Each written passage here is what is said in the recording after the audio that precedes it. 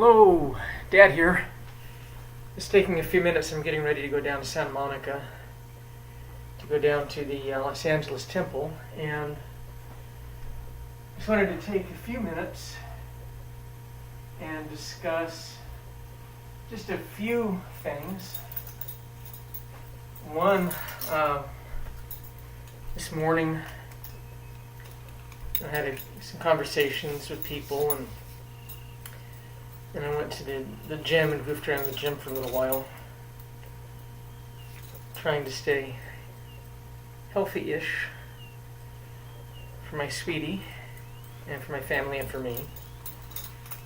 And one of the things I was thinking about, recently I was back in Missouri, back home, which was really nice. And I wanted to record a few things dealing with assaults and rape prevention stuff, and I didn't have a chance. We were so busy. It was such a quick trip. But one of the things that I was thinking about is it's very useful from a self-defense perspective if you got that. And again, this is only if you feel absolutely threatened, if you feel that there's no way to walk out without injury to yourself. Because, again, I guess I should do the disclaimer that this is supposed to be for entertainment purposes only. However, I find often entertainment things have value in other venues of life. And one thing is when somebody is really up close and they're just being a jerk, and they're like right here in your face, chest to chest, they're trying to intimidate you, and you feel with reasonable certainty that there might be violence involved. One of the things that I would recommend is when they're that close, they're really not watching your hands. And it's easy enough to just bring palm up,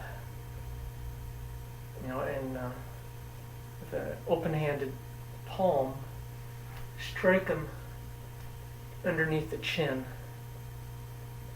And that may knock them down. If not, it's definitely going to stun them. Especially if you do it without telegraphing. I don't know, telegraph. You come up very fast, just really, really quick. Underneath the chin, it's a big target. Your palm is nice and big. You get that, and snap it back, and get them at the least. They'll tip backwards, and then you can step in, maybe hook. I really can't see too much. This is my old Lenovo. See if you just hook your leg behind theirs, and then you can push them off, and they'll fall. Now you got to be very careful with that. And again, I wish I had some assistants that I could record some of these things with, but be very careful. There's more deaths in barroom fights from somebody, falling and striking their head on the ground than any other cause of death in a barroom fight. And I don't hang out of bar rooms, don't get me wrong. I'm just saying it's just, statistically, that's what happens. And I really would recommend that you avoid trouble at all costs. And I'm saying "and" a lot, aren't I? But anyway, avoid trouble if you can. I've I've been in positions where it was part of my job description, and I was willing to engage, whether it was with the sheriff's department as a reserve deputy or working at the Missouri State Correctional System as both a corrections officer and an investigator. And it's better to talk yourself out of things. And if you can't, make sure you can articulate the reasons why you did something.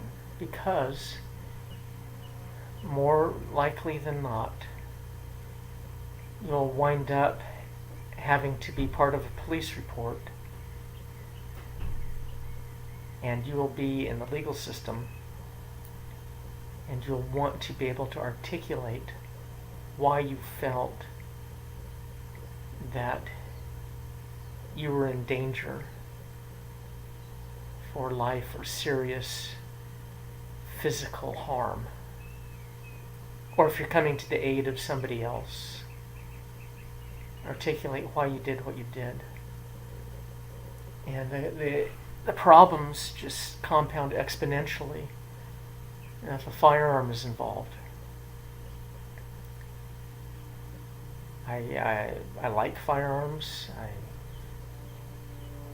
I was, it's been a while, I was fairly proficient. I always try to keep something that could be used as a weapon. Besides your mind. Your mind is your primary weapon. We've mentioned that before. But you have a pen, a regular ink pen that you keep with you. It's very unobtrusive. Because we're so culturally conditioned to look at it as just a writing implement. It's something that can be used as a tool to help your mind achieve its goal of self-preservation or the defense of somebody else. A rolled up magazine, tightly rolled up, makes a great little bludgeon. More of a distraction device.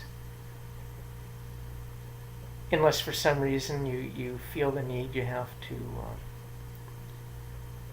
smack somebody in the throat. It's a good distraction device. I'm not a big fan of pain compliance, especially if somebody's a sociopath and their intent is to harm you. They'll usually work through the pain. So whatever you do, when you do decide to act, you need to act with haste. Stay in control. It doesn't do any good to get mad. You don't want to get angry, because then you start losing focus. And one of the big takeaways from programs such as Tim Larkin's Target Focus Training, which I highly recommend, again, and I have no financial incentive, or you go to your local dojo for whatever training you want. Just remember that there's a big difference between sport martial arts and combatives. If you want to train for sport, awesome. And they can apply. But the mindset is completely different. I have a great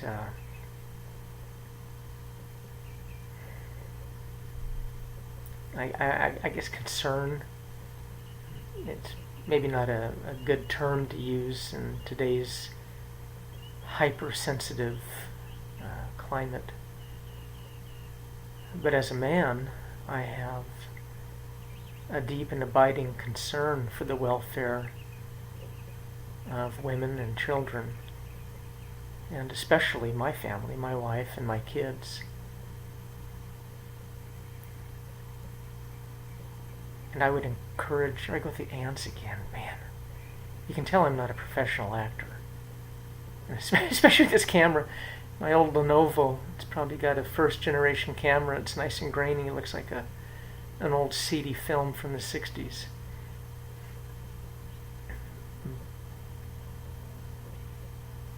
But I do feel it's important that we talk to our families about protection, self-preservation, self-defense, and to be, in my view, to be a good Christian means to be willing to protect self and others from evil. And that doesn't have to be physical evil. It could be social evil, political evil, environmental evil.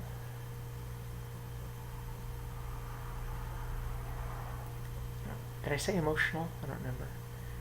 But there's a lot of things that as men we need to be cognizant of if we want to properly take care of our families. It is incumbent upon us. And try to get your family also on board. So your wife and your kids, whether they're male or female, genetic male, genetic female,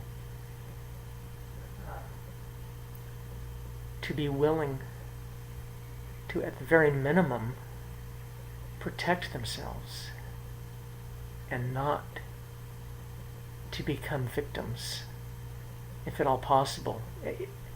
Bad things happen. You know, if somebody wanted to kill you, it would make much more sense just to walk up behind them quietly and shoot them in the back of the head. But not everybody is that cold. A lot of people are into social posturing, what some people will call monkey politics. You know, just yell and scream and throw your arms up and maybe throw some leaves up and beat your chest and try to have the other person stand down. That's not the kind of violence I'm talking about. Monkey politics and stuff like that, there can be fights, but it's not really violence. Violence is where body parts or body systems are broken or shut down. You want to use that tool of violence, as I've learned, and I won't say it, I'll just leave it at that, as I've learned to stop the threat. You have to be the one that feels safe. Just because somebody's knee, maybe you kicked them just above the top of the patella and you folded their leg back like a flamingo leg. They're on the ground screaming. It doesn't preclude them from being able to reach down and pull out that backup weapon, their pistol that they've got, and start shooting you. You have to think. Just because somebody's down doesn't mean they're out. And the same holds true for you. Just because you're down doesn't mean you're out. As long as you can think, as long as you can move, you have the potential to survive. And that's all I'm talking about. I don't get into these kinds of discussions. Yeah, we win at baseball, we win at basketball, we win at tag football, we win at swimming competitions. But in a violent situation, there are no winners. There's only survivors. And I want you to be survivors. And it's the same thing in the spiritual arena. Because I do believe as a Christian that everybody has the opportunity and the potential to change their lives around. So many people feel that they've just wasted their life. Perhaps they've lived a life of selfish indulgence for so long that they think that even though they really desire to want to return to live with their Heavenly Father again, they feel it's all is lost. Oh me, oh my. No. I'm a big believer in the atonement. I try to implement that very frequently.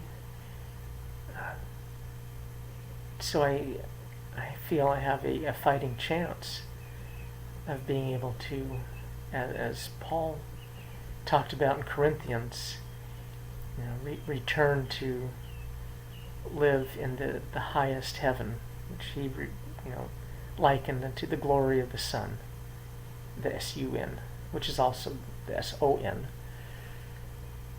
I'm not saying they're identical. Don't start conflating what I say. But this life, it's a test. It's to see, for us to help see what we're made of. And you don't have to do it alone. You've got friends, you've got family. I'm here. If you're not my immediate biological family, like I say, the site is Time with Dad. I can help be a surrogate. I'm not going to pay for your college if you're if you're not my immediate family. But I'll be able to hopefully help and encourage and allow you the opportunity to grow and to develop. Well, I've taken a lot longer than I've wanted. It was not as dynamic as I would have hoped. Maybe I'm a little bit sedate after an hour and a half at the gym. But I'm very grateful that you've taken the opportunity to spend time with Dad. If you find value in this, please share it, please subscribe. I'm not particularly interested in monetizing this site. It'd be cool, but I don't foresee it happening just because of the nature of the site. I don't get into all the salacious nonsense, and I'm not yelling and screaming about, political hyperbole. Although I do have some very definite political opinions. Have a wonderful day, and I'll talk to you later. All right. Love you. Thank you for spending time with Dad. Bye-bye.